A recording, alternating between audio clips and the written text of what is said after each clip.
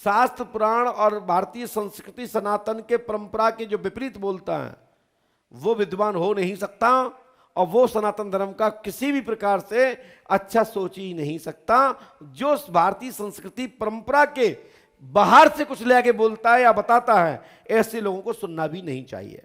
यदि पुराण शास्त्र वेद आदि उपनिषद से कोई बात कर रहा है, कुछ बोल रहा है, उस पर भी विचार करें। कुछ ऐसे मर्म छुपे हुए हैं पुराण शास्त्रों में, उपनिषदों में छेपक कथाएं हैं जिनका आचार्य ही व्याकरण से संबंध रखने वाला, संस्कृत विधा को जानने वाला आचार्य ही उस मर्म को जानता है। तो जो गुरुकुल से निकले हुए आचार्य हैं, गुरुमुख से जिन्होंने कथा को अध्ययन किया है, और कितना बोल सकते हैं, कितना नहीं बोल सकते। कई बार पुराणों को कभी भी मंच से पूर्णतः नहीं उच्चारण किया जाता है। कई बार ऐसी कथाएं हैं कि जो नास्तिक लोग पढ़ लेना तो वो उसी का आधार बना करके संतों का, ब्राह्मणों का, आचार्यों का विरोध करते हैं, क्योंकि उनको कुछ मतलब ही नहीं है, जैसा पढ़ा बोल दिया। उसका मर्म किसी दूसरे पुराण में होता है, किसी ऋषि की एक चर्चा होती है, और उसमें छेपक कथाओं के रूप में रोक लगाई गई है कि इस घटना का क्रम ऐसे बनाता तब ये आगे की कथा बनी। तो कई ऐसी कथाएं हैं जिनको लेकर के आए दिन आजकल कोई भी कथावाचक कुछ भी बोल देता है, फिर कोई भी टीआरपी लेने के चक्कर में वायरल हो जाता है। तो वे तथाकथित ही लोग हैं, इस तरह के प्रपंच नाटक रचकर बिगर पैसे के वायरल होकर के अपना नाम और लोगों में भेजना चाहते हैं। आजकल जो पहले नेता लोग करते थे, पहले कुछ तथाकथित, वो आज कुछ लोग आचार्य लोग भी, कथावाचक लोग भी इस ट्रिक का प्रयोग कर रहे हैं। मैं इसको ट्रिक समझ रहा हूं, काहे के लिए? वायरल होने के लिए। तो इसका भी विरोध होना चाहिए। और अच्छे आचारों से निवेदन प्रार्थना हमारी कई बार रही और करता रहता हूं कि मैं तो कथा, मैंने गुरु अध्ययन तो किया नहीं, गुरुमुख से मैंने कथा सुनी नहीं, कथा का मैं विशेषज्ञ भी नहीं हूं, लेकिन शास्त्र पुराणों की मर्यादा रखे। और आपसे सभी लोग यही आशा करते हैं और हम भी यही करते हैं कि शास्त्रों की मर्यादा रहे, आचार की मर्यादा रहे। अभी इतने कितने टेलीविजन के माध्यम से, यूट्यूब के माध्यम से देखने को मिल रहा, व्यास गद्दी पर श्रीमद् भागवत कथा के मंच से कथा व्यास आचार नच रहा है। व्यास गद्दी पे ये तो कुछ कर ही नहीं सकते। अरे यहां तक कि धड़ाके देकर के हंस नहीं सकता। व्यास गद्दी की वो मर्यादा है, लेकिन अब लोग डांस कर रहे हैं, वो भी व्यास गद्दी पर बैठ के नहीं, नीचे तो झूम सकते हैं, लेकिन व्यास गद्दी की मर्यादा है। इसी बात को लेकर के उठने ही की तो बात थी कि महाराज ब्राह्मण शिरोमणि, ऋषियों के शिरोमणि महाराज सूत जी का भी बलराम जी ने वध कर दिया था। जब ऋषियों ने, संतों ने जब वो बात बताई शेषनाग जी अपतृत स्वयं बलराम जी को, तो उनको भी ब्रह्म हत्या का प्रायश्चित करना पड़ा। मात्र उठने की तो बात थी, उठ के तो कहना था कि आइए साहब बैठिए, आप उस पर डांस कर रहे हो, ये गलत है। इस पर विद्युत समाज को, काशी परिषद को मैं निवेदन करता हूं, इस प्रकार के आचारों पर अंकुश लगना चाहिए। और प्रमाणिक रूप से व्यास गद्दी पे बैठने के पहले यह जरूर पूछना चाहिए कि कथा आपने किसके मुख से सुनी है, कौन आपके गुरु हैं। तुलसीदास जी ने भी रामचरितमानस में सूकर खेत की चर्चा की है। गुरु नरहरि के मुख से कथा श्रवण की, राम कथा, तब बाबा गोस्वामी तुलसीदास जी महाराज ने रामचरितमानस लिखे हैं। जब लोग इतने हमारे आदर्श, हमारे वो ऋषि महर्षि लोग अपने गुरु की चर्चा करते हैं, तब पूजित होते हैं। आजकल तो कोई भी कथा करने लगता है, 7 दिन की डायरी सीखो, बनाओ, कथा न चालू, क्योंकि कथा ही तो दुनिया में ऐसी है ना। कोई घाटा वाला विषय नहीं है, कोई सड़ने बसने वाला विषय नहीं है। इसको कई लोगों ने कथा को व्यवसाय बना लिया है।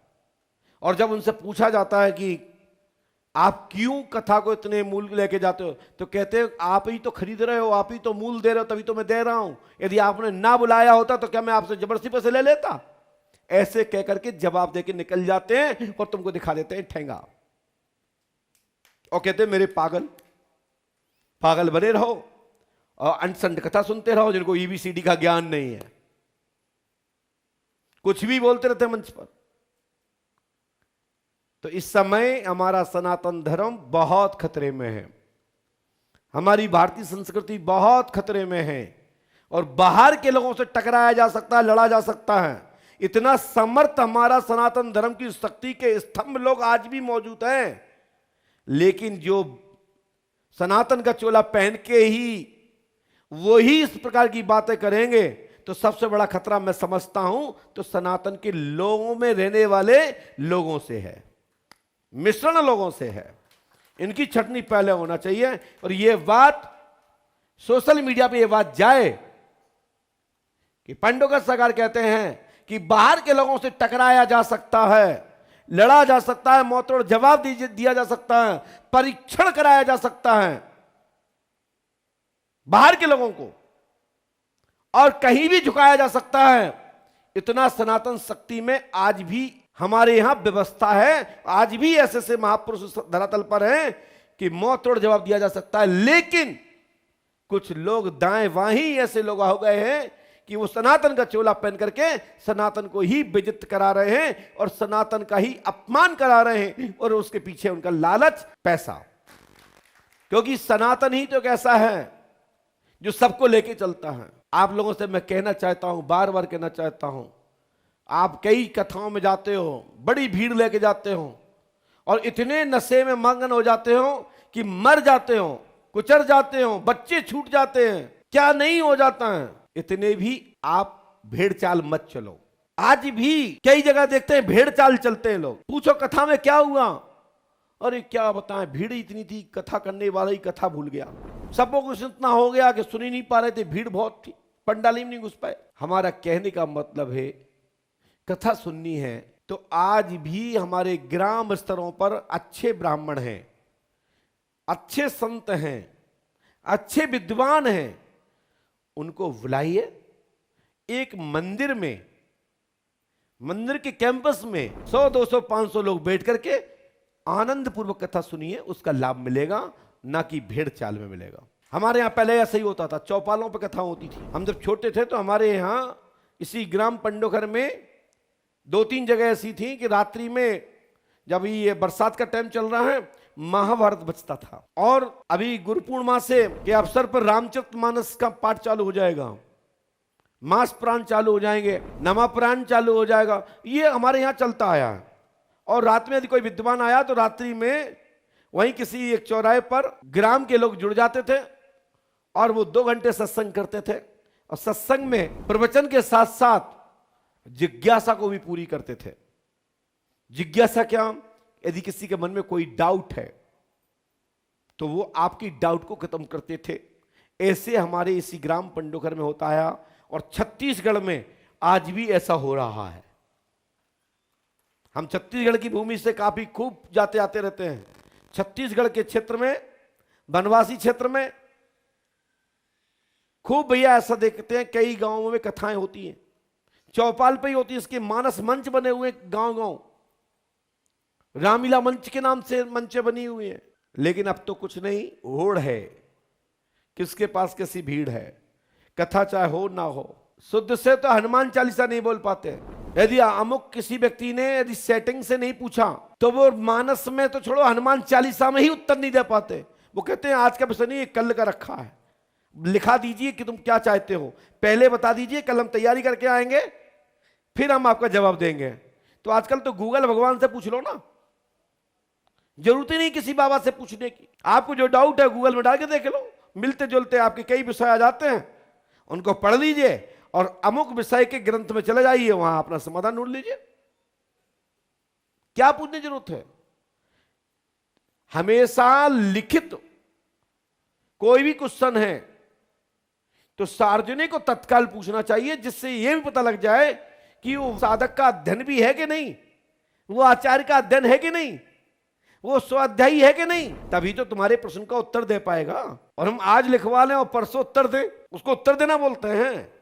यदि ऐसा होता तो हमारे भारतवर्ष में हमारे बच्चे लोग साल भर पढ़ाई नहीं करते, पेपर लेके घरे आते, 3 दिन बाद कॉपी जमा करे आते, पास हो जाते। क्या बात है। ऐसे लोगों की भी लोग ज्यादा उनको बाबा गुरुजी मानते हैं। ऐसे कई ऐसे कथावाचक आ गए हैं, भगवान ही मालिक है, ईश्वर अपनी पराशक्ति के माध्यम से अपनी रखाए हुए हैं। नहीं तो ये बाबा तो 2 रुपया किलो में अपनी विद्या बेच देते। अब इस बात को बुरा लगेगा, ये ट्रायल मीडिया में जाएगा जो वैसा मैं बोल रहा हूं कि 2 रुपया किलो बेच देते हैं, तो बेच ही रहे हैं, 12 लाख रुपया में बेच रहे हैं। कथा जीरो, कहीं का इतिहास कहीं भी घुसेड़ देते हैं। इस विषय पे भी आगे हम चर्चा करेंगे, इसलिए आप लोग जो सुन के आते हो तो उसको जरूर आप घर पर आकर के अमुक ग्रंथों का यदि आपको अधिकार दिया गया हो, नहीं दिया गया हो तो आपके कुल गुरु हो, कुल पुरोहित हो, आपके अड़ोस पड़ोस में कोई विद्वान आचार्य रहता हो तो उनसे भी निवेदन करके पूछ लेंगे, तो पारदर्शिता आ जाएगी, तो आपके मन में नेगेटिविटी नहीं आएगी। कई लोग जैसा सुन लेते हैं उसे ही मान लेते हैं और वही अपने जीवन में उतारने लगते हैं, उसका कई बार खामियाना भी भोगना पड़ता है। और कई बार जब अच्छे से बताया गया है तो उसका लाभ भी मिलता है, आनंद भी मिलता है, उसके उनके घरों में परिवारों में खूब जय जय होती दिखती है, सही से समझ जाते हैं तो।